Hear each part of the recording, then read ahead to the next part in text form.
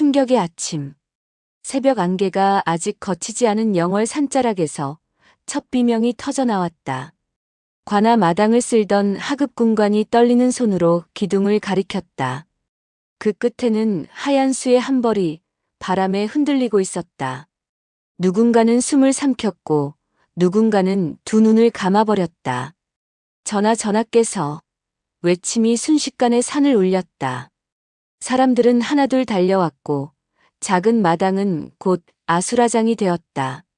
어린 왕이 이렇게 홀로 남겨진 채 떠났다는 사실을 아무도 받아들이지 못한 채 소란과 충격. 관찰사는 얼굴을 잿빛으로 물들이며 시신 쪽으로 다가갔다. 확인하라, 서둘러 확인하라. 떨리는 목소리에 군관들이 달려들었다. 그러나 누구보다 먼저 기둥 아래로 다가간 이는 수문장이었다. 사람들은 몰려들며 울부짖었다. 어찌 이런 일이. 이 어린 나이에.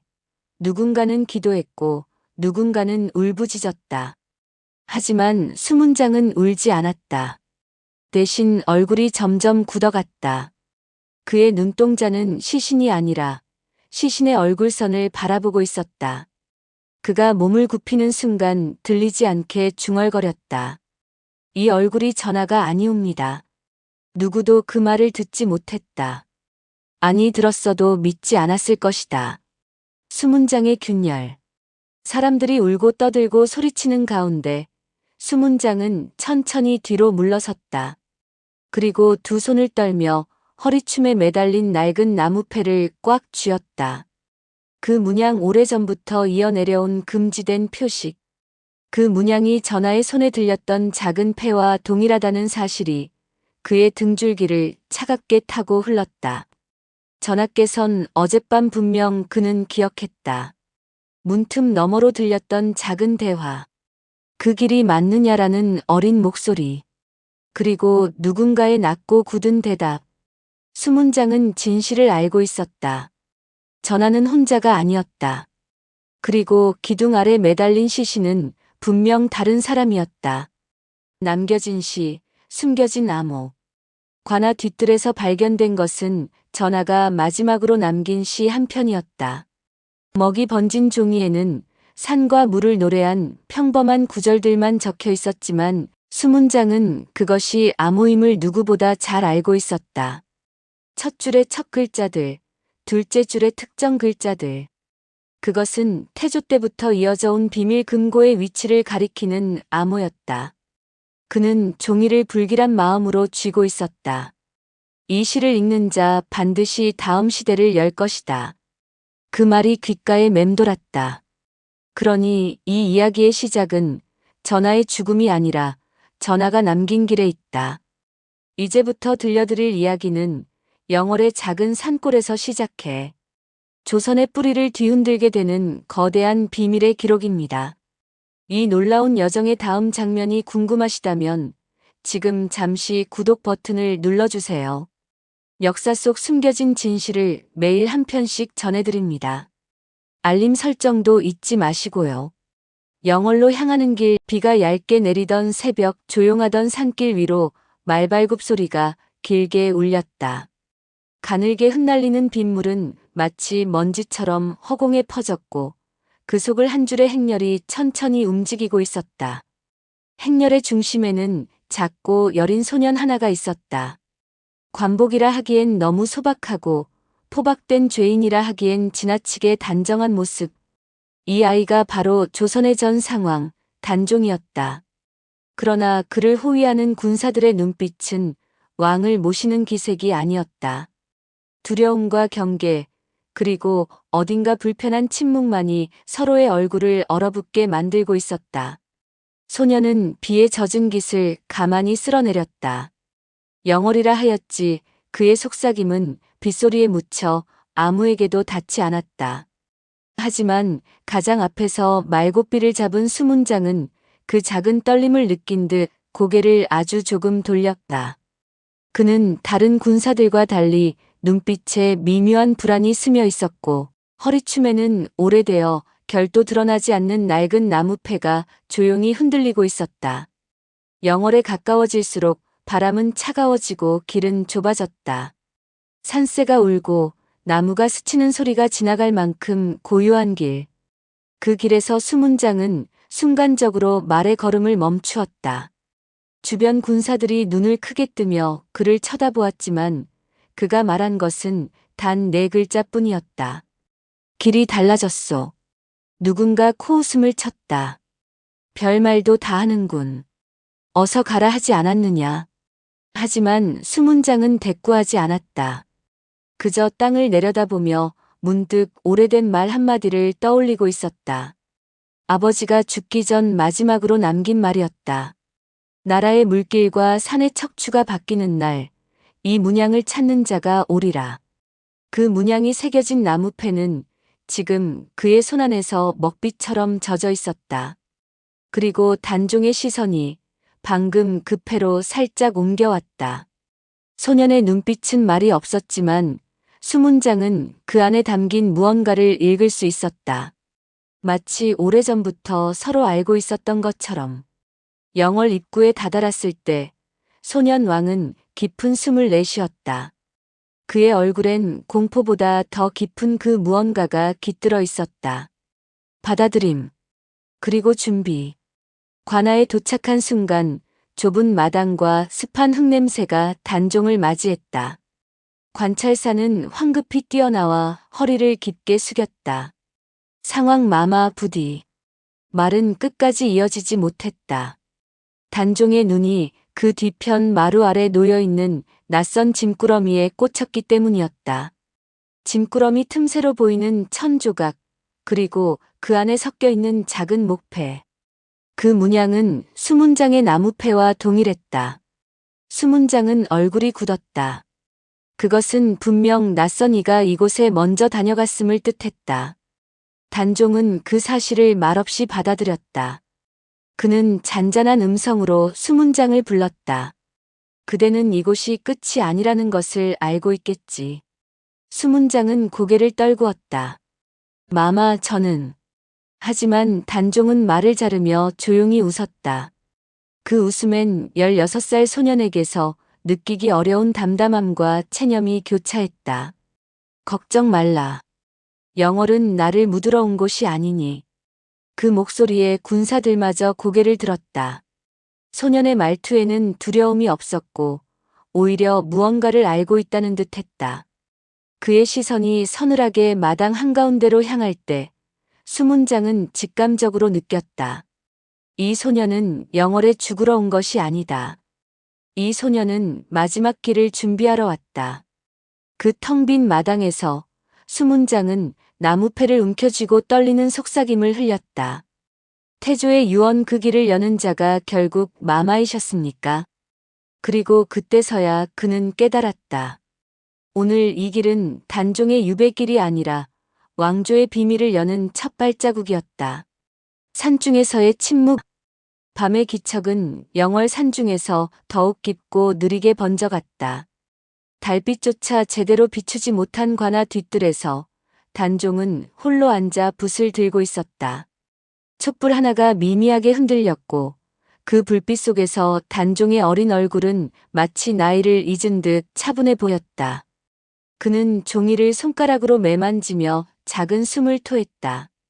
그 숨결은 피곤함도 두려움도 아닌 결심에 가까웠다. 종이 위에는 이미 몇 줄의 시구가 적혀 있었다. 얼핏 보면 산천을 노래하고 유배지의 고독을 담은 평범한 문장 같았다. 하지만 그의 손끝은 단 한 글자도 허투루 놓지 않았다. 첫 글자의 세로 배열, 둘째 줄의 규칙적인 간격, 글자들 사이 보이지 않는 리듬. 이 시는 단순한 감상이 아니었다. 그것은 길을 가리키는 암호였고 오직 문양을 아는 자만 풀 수 있는 조선의 숨은 지도를 뜻했다. 단종은 잠시 붓을 내려놓고 창가를 바라보았다. 어둠의 결이 이상하게 흔들리고 있었다. 누군가가 지켜보고 있다는 느낌. 그러나 그는 놀라지 않았다. 되려 익숙하다는 듯 작은 미소를 잠시 띄었다. 왔느냐? 그 한마디가 공기를 가르자 뒷뜰 어둠이 서서히 형태를 만들어냈다. 그림자 속에서 한 사내가 모습을 드러냈다. 검은 옷, 허리춤에는 짧은 칼, 얼굴은 반쯤 가려져 있었다. 그는 단종 앞에 무릎을 꿇었다. 마마, 시간이 많지 않습니다. 단종은 종이를 넘기며 물었다. 조정의 움직임은 어떠한가? 사내는 낮게 답했다. 영어를 둘러싼 길목마다 감시가 배치되었습니다. 하지만 은밀한 길은 아직 막히지 않았습니다. 단종은 고개를 끄덕였다. 어찌하여 태조께서는 그 길을 만드셨을까? 그 말은 혼잣말처럼 흘렀지만 사내는 곧바로 답했다. 역사가 어그러질 때 그 길을 찾는 자가 반드시 나타날 것이라 하셨다 합니다. 그리고 그 길을 열 자는 왕조의 피를 이은 분이라고. 사내의 시선이 단종의 얇은 손등에 머물렀다. 그 손은 떨리지 않았다. 어린 나이에도 나라가 자신을 버렸다 해도 그는 두려워하지 않았다. 되려 그 눈동자 속에는 오래된 예언을 알고 있는 듯한 고요함이 있었다. 단종은 시를 다시 들여다보며 낮게 말했다. 그대는 나의 선택이 두렵지 않느냐? 사내는 망설임 없이 고개를 숙였다. 마마, 두렵지 않은 것이 아니라 이미 오래전부터 각오되어 있었습니다. 두 사람 사이에 무거운 침묵이 흘렀다. 그러나 그 침묵은 공포의 무게가 아니라 이 밤이 역사의 갈림길임을 서로 알고 있는 자들의 조용한 결이었다. 문득 단종은 창밖에서 바람 소리를 들었다. 그 바람 속에는 멀리서부터 다가오는 발자국 같은 낯선 리듬이 섞여 있었다. 그는 붓을 다시 들며 속삭였다. 이 시는 나를 남기기 위한 것이 아니다. 나를 잊지 않기 위한 것이다. 그 말은 바로 사내의 가슴속 깊은 곳에 떨어져 울렸다. 밤이 더 깊어갈수록 관아는 조용해졌지만 가장 깊은 침묵은 단종의 방 안에 있었다. 단종은 마지막 구절을 적고 붓을 내려놓았다. 먹물이 종이 끝자락에서 번져 작은 얼룩이 되었다. 그러나 그는 그 얼룩조차 의미가 있다는 듯 바라보았다. 사내는 자리에서 일어나 문가로 향했다. 마마, 이 시는 나의 마지막 말이다. 단종이 대답했다. 하지만 죽음을 기록하기 위한 말이 아니다. 진실을 남기기 위한 마지막 방법일 뿐. 그는 종이를 접어 사내에게 건넸다.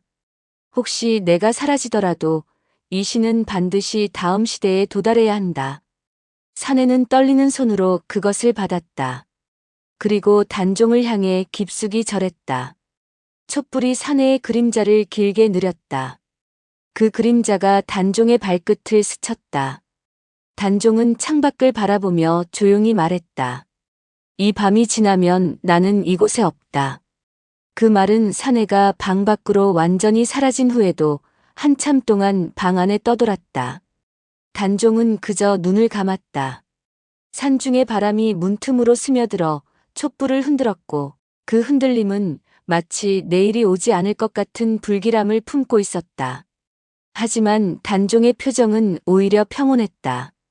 그는 두 손을 무릎 위에 올려놓고 조용히 속삭였다. 시를 이해하는 자가 오기까지 나는 사라질 뿐이다. 그 말과 함께 촛불이 파르르 떨리며 길게 흔들렸다. 그리고 그 흔들림 속에서 소년 왕의 마지막 계획이 서서히 모습을 드러내기 시작했다. 감시의 눈, 수문장의 균열, 영월의 새벽 공기는 매서웠다. 밤새 내린 비가 돌바닥에 희미하게 고여 군사들의 발걸음마다 물결이 잔잔히 흔들렸다. 수문장은 대문 옆에 서서 느릿하게 숨을 내쉬었다. 눈꺼풀은 무겁고 마음은 더욱 무거웠다. 그는 밤새 잠들지 못했다. 단종의 방에서 들렸던 익숙한 목소리, 그 목소리와 함께 흘러나온 작은 종이의 바스락거림이 계속 귀에 남아 있었다. 전하께서는 어젯밤 누군가와 함께 계셨다. 그 사실만으로도 수문장의 마음은 뒤틀렸다. 영월로의 호송은 철저히 감시받는 길이었고 단종 곁에는 그 외 누구도 있어서는 안 되었다. 그러나 어둠 속에서 나온 그 사내는 분명 내금위에 숨은 후손들이 쓰던 복식이었다. 수문장은 자신이 보고도 믿기지 않는 현실 속에서 무엇이 진실인지 분간할 수 없게 되어 있었다. 그는 허리춤의 나무패를 한번 만졌다. 나무결은 거칠고 오래되어 금이 가 있었다. 그 문양은 세월이 흐를수록 모양이 흐려지고 있었지만 수문장의 기억 속에서는 언제나 선명했다. 아버지가 죽기 전 마지막으로 쥐어주며 말한 것. 나라가 크게 어그러질 징조가 보일 때 이 문양을 기억해라. 그때를 여는 자가 반드시 있을 것이다. 그 말이 지금 귀가 아닌 가슴에서 울리고 있었다. 해가 조금 오르자 관아 안은 분주해졌다. 군사들은 시신을 확인하려 들었고 관찰사는 기록을 정리하라며 허둥거렸다. 하지만 단종은 그 소란 속에서도 그저 차분하였다. 그는 작은 마루에 앉아 뜰을 바라보다가 수문장을 발견하자 아주 천천히 손짓했다. 수문장은 순간 망설였다. 하지만 마마의 눈빛은 무엇보다 단호했다. 그는 조심스레 단종 앞에 다가갔다. 단종의 목소리는 낮았지만 선명했다. 그대, 어젯밤 무엇을 들었느냐? 그 한 문장에 수문장의 심장이 크게 요동쳤다. 그의 목이 마른 듯 턱이 뻣뻣해졌다. 아무것도 듣지 못하였습니다, 마마. 단종은 미묘한 미소를 지었다. 그 미소에는 질책도 비웃음도 없었다. 오히려 알고 있다는 듯한 잔잔한 여유가 담겨 있었다. 사람이 듣지 못한 것은 숨길 필요가 없다. 단종은 시선을 마당으로 옮기며 조용히 말했다. 하지만 들었음에도 모른 척해야 하는 순간이 있다. 그대는 지금 그 순간에 서 있는 것이겠지. 수문장은 숨을 삼켰다. 단종의 말은 그가 느꼈던 모든 혼란을 꿰뚫고 있었다. 그가 듣지 않은 것이 중요하지 않았다. 그가 듣고도 말하지 못하는 이유, 그것을 단종은 이미 알고 있었다. 단종의 시선이 수문장의 허리춤에 매달린 낡은 나무패로 향했다. 그 문양은 태조께서 남기신 것 중 하나지 않느냐. 그 한마디가 수문장의 온몸을 얼어붙게 했다. 아무에게도 말한 적 없는 문양의 출처. 단종은 어떻게 알고 있는가? 그는 떨리는 숨을 참으며 고개를 숙였다. 단종은 계속해서 말했다. 그 문양을 지닌 자는 언젠가 반드시 길을 열게 되어 있다. 나 또한 그 길을 기다려왔다. 그 말은 마치 오래된 운명을 다시 꺼내는 듯한 울림이었다. 정오가 가까워지자 햇빛이 관아 마당으로 비스듬히 떨어졌다. 하지만 따스한 햇빛과 달리 수문장의 마음은 더욱 어두워졌다. 그는 단종과의 대화를 되새기며 혼란에 빠졌다. 어떻게 해야 옳은 것인가? 전하를 지켜야 하는가 아니면 왕조가 내려준 명을 따라야 하는가? 그때 뒤에서 조용한 발소리가 들렸다. 단종이었다. 어린 얼굴임에도 풍기는 기운은 얼음보다 더 무거웠다. 그대가 나를 지키려 했다는 것 알고 있다.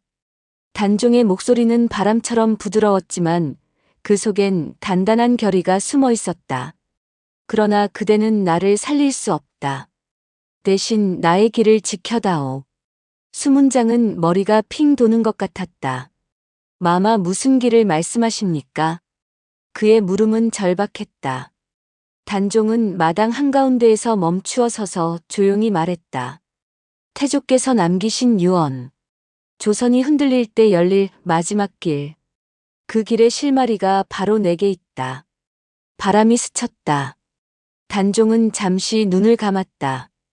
오늘 밤 나는 이곳에 머물지 않는다. 그대는 그저 눈을 감아라. 수문장은 더는 말을 잇지 못했다. 그의 손은 허리춤에서 계속 나무패를 쥐고 있었다. 그 문양이, 태조의 유언이, 그리고 단종의 말이 모두 하나로 이어지고 있었다. 그 순간 수문장은 알았다. 이날 밤 영어를 비끄러뜨릴 무언가가 일어난다는 것을. 그리고 자신은 그 진실에 가장 가까운 증인이 되는 운명을 피할 수 없다는 것을. 마지막 밤 실록에 없는 장면. 영월의 그 밤은 유난히 고요했다. 낮 동안 소란스럽던 관아 마당도 어느새 숨을 죽인 듯 적막했다. 바람은 멎었고 산새들도 울지 않았다. 마치 산 전체가 한 사람의 결심을 지켜보기 위해 잠시 숨을 고르는 것만 같았다. 단종의 방 안에는 작은 촛불 하나가 타오르고 있었다. 초가 거의 다 녹아내려 촛대 옆으로 흘러내렸고 불꽃은 위태롭게 흔들리며 벽에 긴 그림자를 드리웠다. 그 그림자의 주인인 어린 왕은 마지막 시 한 줄을 바라보며 눈을 가늘게 떴다. 종이 위의 글자들은 이미 제자리를 찾은 듯 고요히 누워 있었고 더할 것도 뺄 것도 없어 보였다. 단종은 조용히 속삭였다.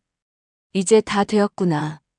그 말은 누구에게 한 것도 아니었지만 방 안 공기가 그것을 기억하는 듯 떨렸다. 밖에서는 멀리서 군사들의 발소리가 간간히 들려왔다.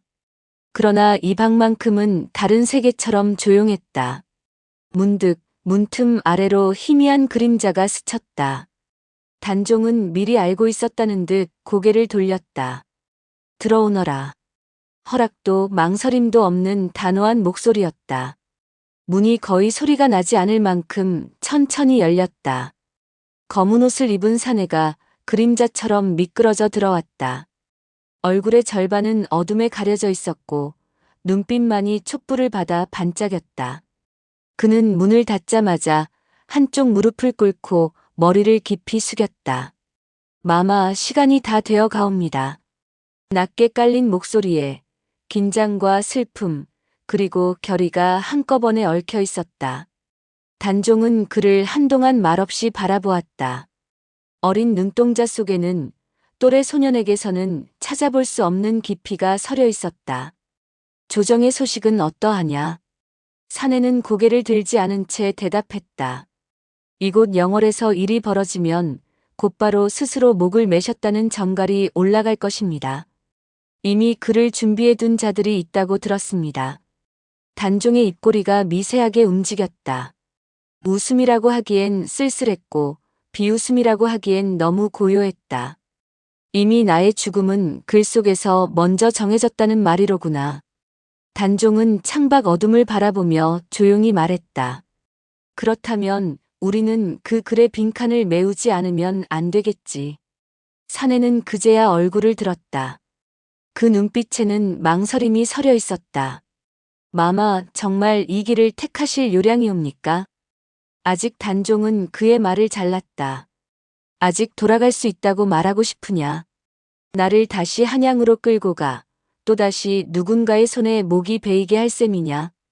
사내는 입을 다물었다. 그 침묵이 곧 답이었다. 단종은 손에 들고 있던 시를 천천히 들어 올렸다. 이 시를 읽는 자는 알 것이다. 영월에서 한양으로 이어지는 길, 태조께서 남기신 금고의 자리, 그리고 조선이 진정 무엇을 두려워했는지. 그는 종이를 조심스레 접어 작은 비단 주머니에 넣었다. 그리고 그 주머니를 사내의 손에 쥐어 주었다. 이것이 나의 마지막 어명이다. 내가 사라진 뒤 이 시를 지켜라.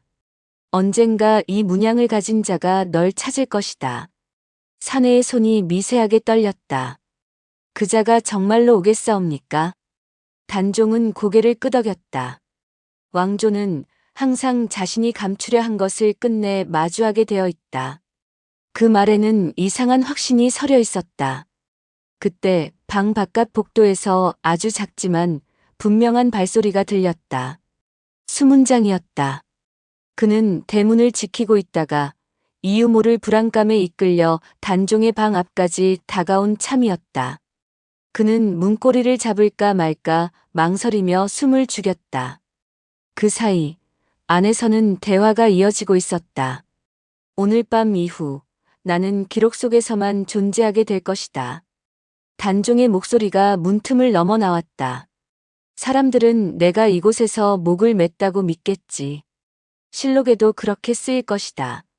그러나 한동안 침묵이 흘렀다가 단종의 목소리가 다시 이어졌다. 이번에는 조금 더 낮고 단단했다. 그러나 진실은 단 한 사람만 알면 족하다. 그대 같은 자 말이다. 수문장의 손이 떨렸다. 자신을 향한 말인지 아니면 방 안의 다른 누군가를 향한 것인지 알 수 없었다. 그는 결국 문을 열지 못하고 그대로 무릎을 꿇은 채 귀를 대고 있었다. 방 안에서 검은 옷 사내가 물었다. 마마, 시신은 준비되어 있사옵니다. 그 말에 수문장의 눈이 크게 떴다. 시신? 입술 사이로 새어나온 속삭임이 스스로도 믿기지 않았다. 단종의 음성이 이어졌다. 나와 비슷한 얼굴을 가진 자라 들었다. 억울한 자이겠지. 그러나 이 또한 왕이 지고 가야 할 죄 중 하나일 것이다. 수문장의 심장은 무너져 내릴 듯 요동쳤다. 누군가가 전하를 대신해 죽으려 하고 있었다. 실록에 기록될 이름 없는 한 사람. 전하, 그렇게까지 하셔야 하옵니까? 검은 옷 사내의 목소리에는 북받치는 울분이 섞여 있었다. 단종은 잠시 눈을 감았다 뜨며 답했다. 내가 이곳에서 목을 맨다면 이 이야기는 여기서 끝난다. 그러나 내가 사라지고 또 다른 몸이 매달린다면 역사는 언젠가 질문을 던지게 될 것이다. 정말 그때 죽은 이가 단종이었는가? 그 질문이 남아있는 한 이 시와 그대, 그리고 저 문양은 다시 쓰러지지 않을 것이다.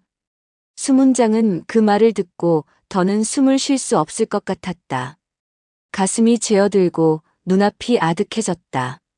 그는 가까스로 몸을 일으키려다가 문틈 아래로 새어나오는 촛불 그림자를 보았다. 그 그림자가 두 개에서 서서히 하나로 겹쳐졌다. 마치 두 사람이 같은 길을 향해 나아가는 것처럼. 잠시 후 방 안에서 마지막 대화가 들려왔다. 마마, 이제 가셔야 합니다. 그래. 오늘 밤 나는 조선의 지도를 떠나 또 다른 지도로 들어간다. 그 발걸음 소리가 멀어질 때까지 수문장은 그 자리에서 한 발짝도 움직일 수 없었다. 그리고 다음 날 그는 세상이 알게 될 공식적인 진실을 위해 마당 한가운데 매달릴 또 다른 몸을 바라보게 될 것이었다. 그러나 그날 밤 문틈 너머로 들려온 발소리와 목소리, 그리고 그들이 떠날 때의 침묵만큼은 죽는 날까지 잊지 못할 자신의 진짜 역사가 되리라는 것을 그 역시 알고 있었다. 새벽 위장된 시신의 진실, 영월의 새벽은 잿빛으로 번져 있었다. 동틀 무렵의 하늘은 마치 오래된 먹물처럼 흐릿했고 아침 안개는 관아 마당을 가득 메워 모든 윤곽을 흐려놓았다. 사람들은 이 안개를 귀신의 숨이라 불렀는데 그만큼 묘하게 차갑고 기운을 움츠러들게 하는 기운이 있었다. 수문장은 잠들지 못한 눈으로 천천히 마당을 바라보았다. 전날 밤 단종의 방 앞에서 들었던 대화들이 머릿속에서 계속 울렸다. 말 한마디 한마디가 그의 가슴에 비수처럼 남아있었다. 그는 밤새도록 그 문틈 앞에 앉아 있다가 새벽녘이 되어서야 겨우 일어났다. 그리고 바로 그때 마당 중앙에 커다란 천이 부드럽게 내려지고 있었다. 형식상 사망 확인을 위해 군사들이 천을 들추는 순간을 준비하는 것이었다. 천 아래에 있는 이는 세상이 곧 단종이라 믿게 될 그 사람이었다. 바람이 한번 크게 스쳤다. 안개를 휘저으며 지나간 그 바람 속에서 수문장은 얼굴을 바꾸지 못한 채 속으로 중얼거렸다. 전하께서는 이미 이곳에 계시지 않는다. 그는 이미 알고 있었다. 방 안에서 들었던 대화, 준비된 시신, 단종이 떠난 발소리. 모든 것이 연결되어 있었다. 그러나 눈앞에 천이 걷히면 그는 어쩔 수 없이 거짓을 보아야 했다. 수문장, 가까이 오너라. 관찰사의 목소리가 그를 끌어당겼다. 수문장은 마지못해 걸음을 옮겼다. 천이 천천히 들리는 순간 그는 숨을 멈추었다. 천 아래에 누워있던 이는 분명 단종과 비슷한 얼굴을 지닌 사내였다. 하지만 완전히 닮은 것은 아니었다. 미묘하게 다른 이목구비, 익지 않은 표정. 그러나 일반 백성들 혹은 관아의 관원들조차 크게 의심하지 않을 만큼은 닮아 있었다. 목이 졸렸군. 관찰사가 낮게 중얼거렸다. 스스로 목을 맨 듯하다. 실록에 기록할 문장대로다. 수문장은 마음속에서 어떤 것이 부서지는 소리를 들었다. 그 소리에는 분노도, 절망도, 죄책감도 모두 섞여 있었다. 그는 조용히 말했다. 전하께서 스스로 하신 게 아닐 수 있습니다. 관찰사가 고개를 들었다. 무슨 뜻이냐? 수문장은 대답하지 않았다. 대답할 수 없었다. 말할 수 있는 순간이 아니었다. 그는 단지 더 깊이 허리를 굽히며 고개를 숙였다. 군사 2명이 천을 다시 덮었다. 안개는 더욱 짙어졌고 마당에 있는 모두가 그 짙은 안개 속에서 서로의 얼굴을 구분하기 어려웠다. 하지만 그 안개 속에서도 수문장은 똑똑히 느끼고 있었다. 그는 아직 살아있다. 이 산속 어딘가에 계신다. 그리고 그 길은 내가 지켜야 한다. 그는 허리춤에 나무패를 꽉 쥐었다. 나무패에 새겨진 문양은 그의 피부에 찍히도록 깊게 눌렸다. 그때였다. 안개 너머에서 아주 미세한 움직임이 느껴졌다. 수문장이 고개를 들었을 때 숲가의 그림자가 흔들리는 것이 보였다. 그것은 동물일 수도 있었다. 하지만 수문장은 본능적으로 알았다. 그것은 사람이었다. 누군가가 숲 가장자리에서 관아를 지켜보고 있었다. 수문장. 관찰사의 목소리가 다시 그를 붙잡았다. 시신을 묻을 준비를 하라. 문안 절차는 빠르게 진행해야 한다. 수문장은 고개를 끄덕였지만 시선은 숲가에서 떨어지지 않았다. 안개 속의 그림자는 서서히 움직였다. 아주 조심스럽고 아주 계산된 움직임이었다. 마치 누군가가 확인하고 기다리는 듯한 그 느낌을 수문장은 알고 있었다. 그 움직임은 어젯밤 방 안에서 들었던 사람의 걸음과 같은 리듬이었다. 전하 수문장은 무의식적으로 중얼거렸다. 그는 주변을 둘러보았다. 모두가 시신 확인 절차에 집중하고 있었다. 관찰사는 기록을 정리하느라 바빴고 나머지 군사들은 시신 앞에서 엄숙하게 서 있었다. 그 누구도 숲가를 바라보지 않았다. 그리고 그 순간 그림자가 아주 천천히 고개를 숙였다. 마치 마지막 인사처럼. 수문장은 심장이 쿵 내려앉는 것을 느꼈다. 그림자는 곧이어 안개 속으로 스며들 듯 사라졌다. 마치 처음부터 존재하지 않았던 것처럼. 수문장은 잠시 눈을 감았다 떴다. 그의 마음속에서 단종의 마지막 말이 되살아났다. 오늘 밤 나는 이곳에 머물지 않는다. 그리고 그는 깨달았다. 전하께서는 새로운 지도로 들어가신 것이구나. 그의 손안에서 나무패가 따뜻해졌다. 혹은 그렇게 느껴졌다. 그것이 진짜 느낌인지 아니면 그의 마음이 덮어놓은 착각인지는 중요하지 않았다. 중요한 것은 하나. 왕의 마지막 길을 지켜야 할 사람이 바로 자신이라는 사실이었다. 사라진 길 추적의 시작.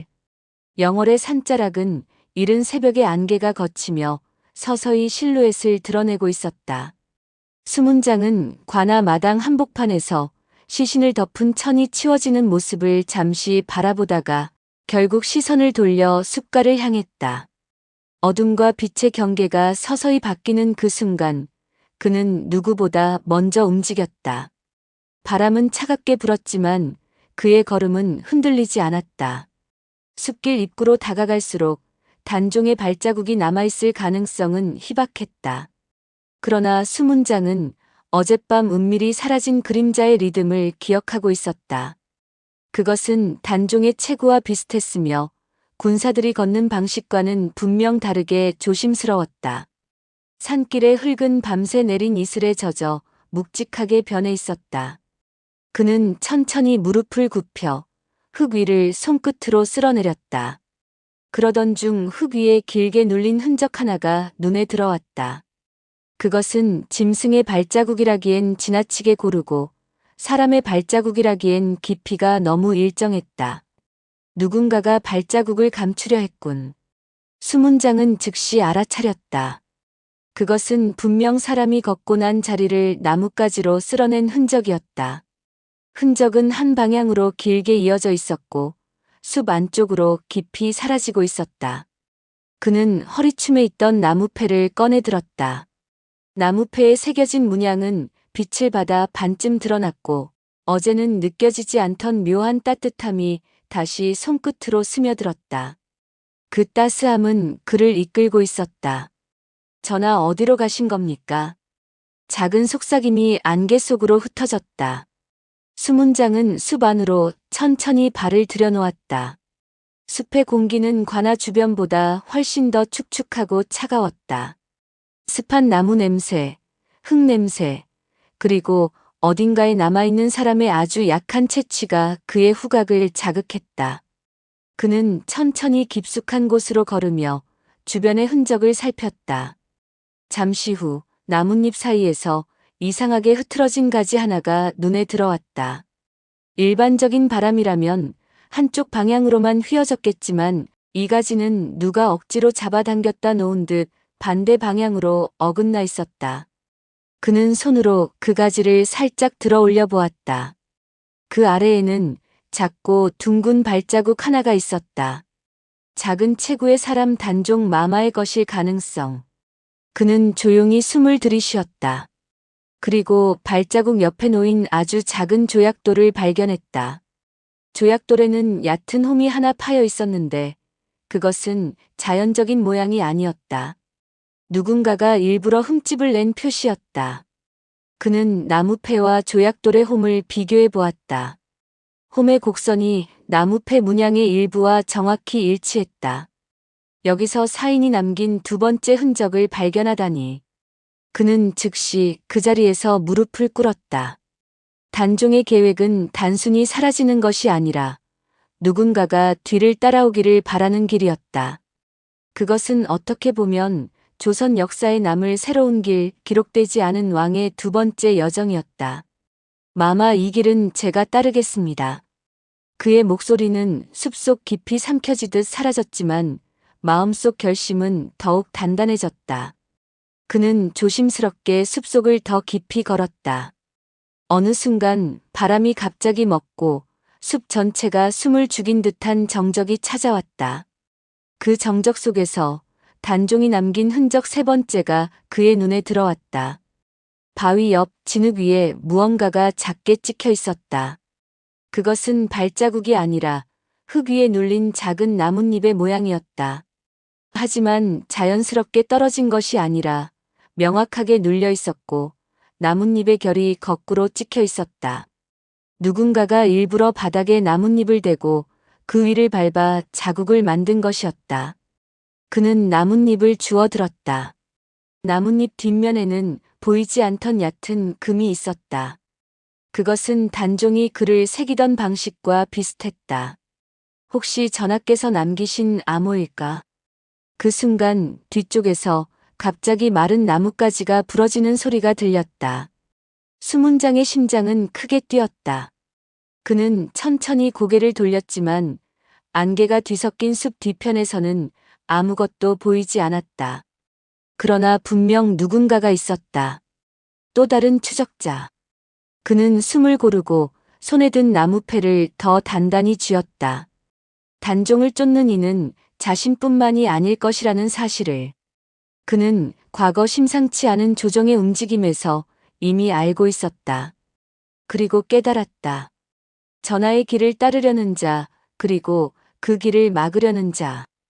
둘 다 이 숲에 들어왔다. 눈앞의 안개는 더 짙어졌고 그는 그 속에서 서서히 두 갈래로 갈라지는 길을 보았다. 하나는 산 깊은 곳으로 이어졌고 다른 하나는 영월을 벗어나는 외곽으로 이어지고 있었다. 수문장은 나무패를 들고 두 길을 번갈아 바라보았다. 어떤 길이 전하의 발자취인지 판단할 수 없었다. 그러나 그의 마음속에 떠오른 한 문장이 있었다. 왕의 길은 가장 위험한 쪽으로 향한다. 그는 결국 오른쪽의 가장 가파르고 험한 길을 향해 발을 내딛었다.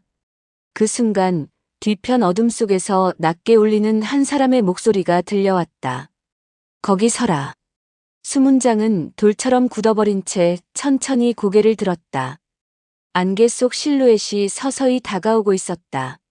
그는 그 목소리가 단종이 떠난 뒤 처음으로 마주한 적인지 동지인지 알 수 없었다. 그러나 한 가지는 확실했다. 단종의 길은 이제부터 더 깊고 더 음험한 어두움 속으로 이어지고 있다는 사실이었다. 두 그림자의 충돌, 수문장은 숨을 멈춘 채 뒤를 돌아보았다. 안개 속에서 서서히 모습을 드러내는 실루엣 하나.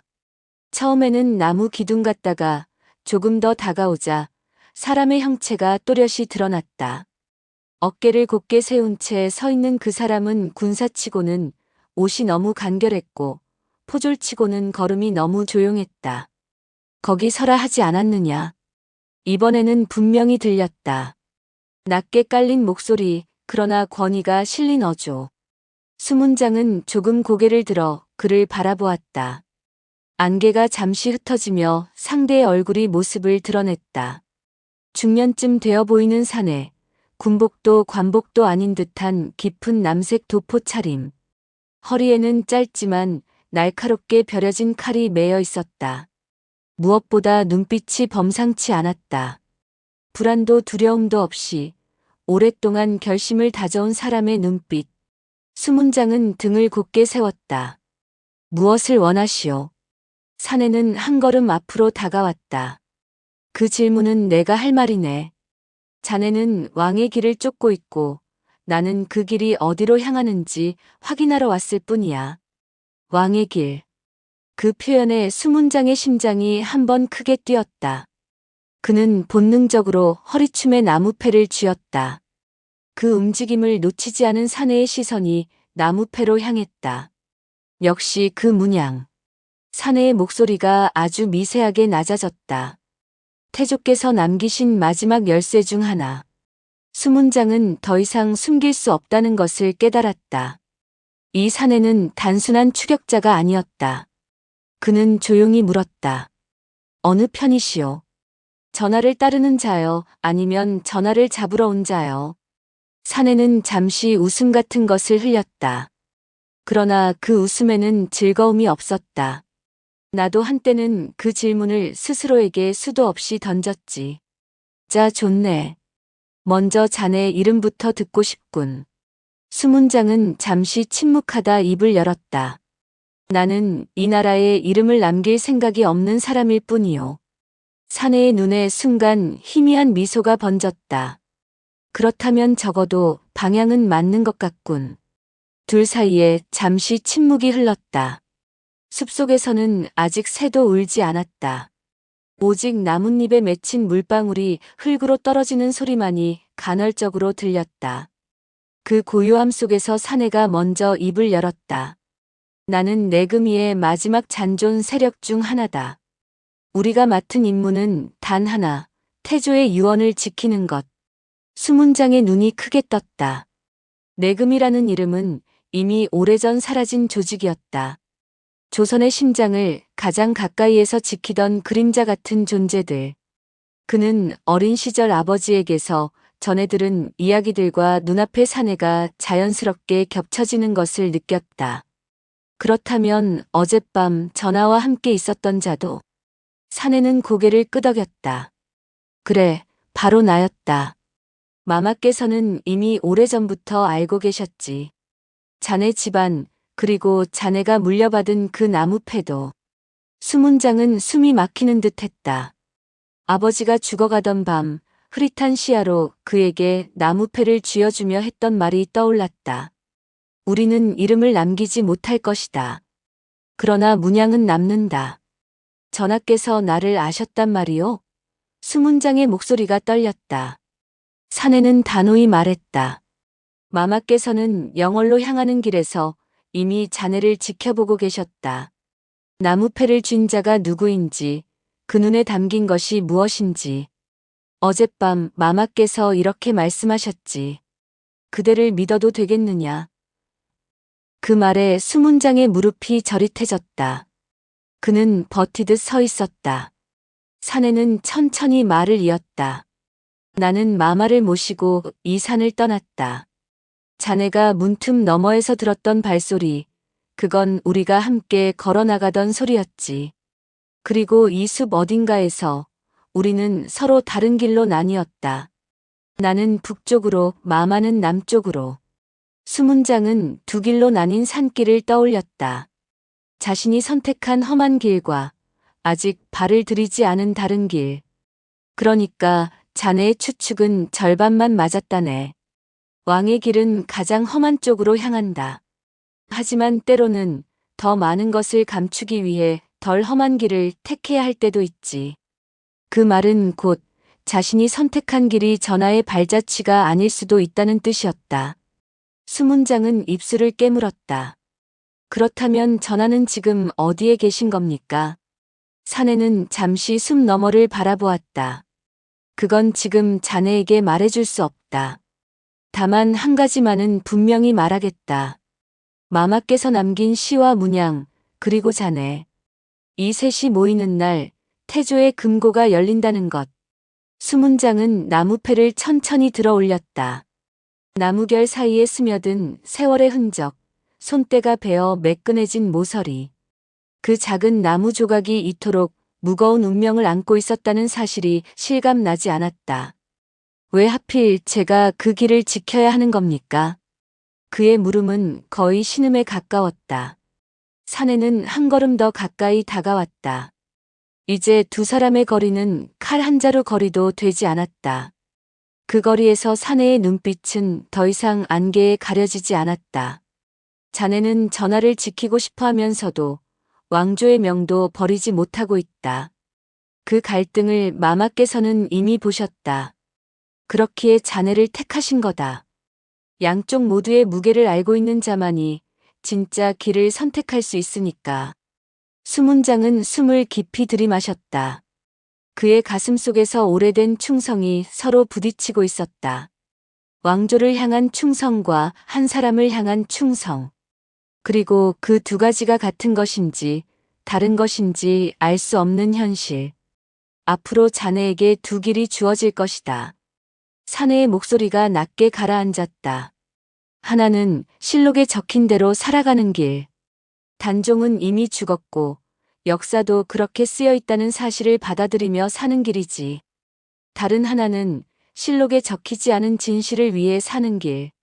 자네가 본 것, 들은 것, 느낀 모든 것을 가슴에 새기고 언젠가 그 진실을 열어젖힐 사람에게 건네는 역할을 맡는 길. 수문장은 고개를 떨구었다. 그의 손이 떨리고 있었다. 둘 다 너무 무겁습니다. 사내는 고개를 끄덕였다. 그래서 마마께서는 자네에게 지금 당장 답을 요구하지 않으셨다.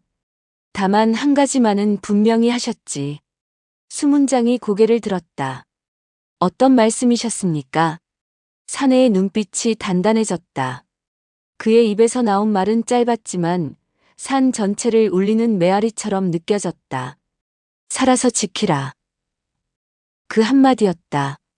죽어서 충성을 증명하지 말고 살아서 길을 지키라. 그대가 살아남지 못하면 내가 남기는 이 모든 흔적은 사라질 것이다. 나는 이미 운명을 택했다. 그러나 그대는 제발 살아남아 달라. 단종의 그 말이 전해지는 순간 수문장의 눈가가 붉어졌다. 그는 고개를 깊이 숙였다. 제가 살아서 지키겠습니다. 사내는 그 대답을 기다리고 있었던 듯 아주 미세하게 숨을 내쉬었다. 좋다. 그러면 오늘 이 숲에서 본 것과 들은 것은 모두 자네 한 사람의 역사로 남게 될 것이다. 나는 곧 북쪽으로 떠날 것이다. 조정에서는 이미 단종의 죽음이 올라가고 있을 터. 여기서 더 머무르면 우리 모두 죽게 된다. 수문장은 마지막으로 물었다. 언젠가 우리가 다시 만날 수 있겠습니까? 사내는 잠시 눈을 감았다 뜨며 대답했다. 역사가 우리를 다시 부를 때 그때 만날 수 있겠지. 그때까지 문양을 버리지 마라. 그 말을 남기고 사내는 안개 속으로 천천히 걸어 들어갔다. 그의 발걸음 소리는 금세 숲속의 정적에 녹아 사라졌다. 수문장은 한동안 그 자리에서 움직이지 못했다. 나무패를 꽉 쥔 손이 저릿하게 아파오기 시작했을 때에서야 그는 아주 천천히 고개를 들었다. 안개 너머로 희미하게 보이는 두 길. 하나는 왕조의 글 속으로 사라지는 길, 다른 하나는 왕의 진실을 쫓는 길. 그는 결국 나무패를 가슴 깊숙이 넣으며 속삭였다. 전하, 제가 살아서 그 길을 지키겠습니다. 그 순간 숲 위로 첫 아침 햇살 한 줄기가 내려왔다. 안개를 뚫고 내려온 그 빗줄기는 나무패가 숨겨진 그의 가슴 한가운데를 정확히 비추고 있었다. 마지막 문을 향하여 세월은 영월의 안개보다도 빠르게 흘렀다. 단종이 사라진 그 새벽 이후 수문장은 더 이상 예전의 수문장이 아니었다. 그는 조정으로 돌아가지 않았고 관직에도 이름을 올리지 않았다. 영월과 강원도 일대를 떠돌며 산속의 작은 초가에 몸을 의탁하며 지냈다. 사람들은 그를 산사람이라 불렀고 어떤 이들은 그의 존재를 잊어버리기도 했다. 그러나 그의 마음속에는 단 하나의 불씨가 꺼지지 않고 남아있었다. 단종이 마지막으로 남긴 말, 사내가 전한 전하의 진실, 그리고 나무패. 그는 밤마다 나무패를 꺼내 손바닥 위에 올려놓고 바라보곤 했다. 문양 속에 숨겨진 곡선과 선들, 그 안에 담긴 암호 같은 의미가 있었지만 그는 여전히 그 해석을 완전히 풀지 못했다. 그저 한 가지는 알 수 있었다. 이 문양은 아직 끝나지 않았다. 어느 겨울 눈이 깊게 쌓인 날이었다. 수문장은 굴뚝에서 피어오르는 연기처럼 희미한 기억 속 단종의 목소리를 떠올렸다. 살아서 지키라. 그 말은 마치 영혼의 밧줄처럼 그를 이 세상에 묶어두고 있었다. 바로 그날이었다. 그의 집 앞 산길에 낯선 발자국이 찍힌 것이. 눈이 너무 깊어 누군지 구분도 어려웠지만 발자국의 간격과 무게를 보아 그는 군사가 아니라는 것을 알 수 있었다. 그리고 문간 앞에는 작은 두루마리 하나가 놓여 있었다. 그것은 오래 보관한 듯 가장자리가 누렇게 바랬고 매듭은 붉은 실로 묶여 있었다. 수문장은 떨리는 손으로 두루마리를 풀어보았다. 그곳에는 단 한 줄만 적혀 있었다. 문은 열렸다. 그 글씨는 단종의 손글씨가 아니었다. 그러나 사내가 어둠 속에서 남기던 글과 매우 흡사했다. 수문장의 심장이 미친 듯이 뛰었다. 문이 열렸다고. 그가 수십 년 동안 기다려왔던 순간이었다. 한양. 오래전 단종의 시가 보관되었다던 비밀 창고는 조선에서도 손꼽히게 은밀한 장소였다. 영조대 이후엔 더더욱 봉인되어 아무도 그 내부를 들여다보지 못했다. 수문장은 늙고 병들었지만 그러나 그의 다리는 다시 길을 나서기 시작했다. 한양에 도착한 날 그는 도시의 변화에 놀랐다. 자신이 떠났을 때와는 전혀 다른 세상이었다. 사람들은 바쁘게 움직였고 거리에는 새로운 상점과 건물들이 들어서 있었다. 그러나 도성의 중심, 궁궐 뒤편 깊숙한 곳은 여전히 단단한 돌담과 소나무 숲으로 둘러싸여 있었다. 그가 향한 곳은 바로 그 돌담 너머의 창고였다. 조정에서도 극소수만 알고 있는 장소. 그리고 그는 몇 번이나 꿈속에서 단종에게 안내받던 길을 따라 걸었다. 창고 앞에 도착했을 때 그는 이미 느낄 수 있었다. 문이 열려 있다는 것을. 창고의 문은 새벽 안개에 젖은 듯 축축했고 살짝 틈이 벌어져 있었다. 그것은 누군가가 최근에 들어갔다는 의미였다. 수문장은 깊은 숨을 내쉬었다. 그리고 두 손으로 문을 천천히 밀었다. 어두운 창고 안. 먼지 냄새, 오래된 나무 냄새, 그리고 묘하게 익숙한 향. 그는 안쪽으로 걸음을 옮기며 벽에 걸린 작은 촛불 하나를 찾아 불을 붙였다. 촛불이 흔들리며 방 안을 비추는 순간 수문장은 그대로 굳어버렸다. 한쪽 책상 위. 단종의 시가 있어야 할 자리에 종이가 없었다. 비어 있었다. 누군가 먼저 왔구나. 그는 숨을 내쉬었다. 그때 문 뒤에서 누군가의 그림자가 스쳤다. 수문장은 급히 뒤돌아보았지만 어둠 속에서는 아무것도 보이지 않았다. 그러나 그는 알고 있었다. 누군가가 단종의 실을 가져갔다는 것. 그리고 그 누군가는 단종의 뒤를 이을 사람이라는 것. 아니면 단종을 끝내려는 사람이라는 것. 창고 안을 뒤지던 중 수문장은 작은 파편 하나를 발견했다. 종이를 들고 나가던 사람이 떨어뜨린 것인지 아니면 고의로 남긴 것인지 알 수 없었다. 그는 그 조각을 들어 올려 촛불에 비춰보았다. 조각에는 단 한 글자가 남아 있었다. 길. 그 글씨는 분명 단종의 필체도 내금이 사내의 필체도 아니었다. 그러나 세 번째 사람, 단종의 뒤를 잇는 이혹은 단종의 자취를 쫓는 또 다른 사람의 글씨였다. 수문장은 그 조각을 가슴속에 넣었다. 그리고 마지막 남은 촛불을 끄고 창고를 나왔다. 어둠 속에서 그는 더 이상 젊은 수문장이 아니었다. 그러나 그의 눈빛은 여전히 불타고 있었다. 전하, 당신의 길은 아직 끝나지 않았습니다. 그는 길을 따라 걸었다. 발걸음은 느렸지만 흔들리지 않았다. 그가 향하는 길은 역사의 기록 속이 아니라 기록에서 지워진 진실 속이었다. 밤하늘의 별 하나가 흔들리며 떨어졌다. 그리고 조선의 어느 산자락에서 어둠 속 한 사람이 작은 종이 조각을 펼쳐들었다. 그 종이 조각과 함께 단종의 신은 새로운 주인을 향해 다시 움직이고 있었다. 그리고 그 순간 단종이 마지막 밤에 남겼던 말이 세월을 가로지르고 있었다. 역사는 결국 스스로 문을 연다.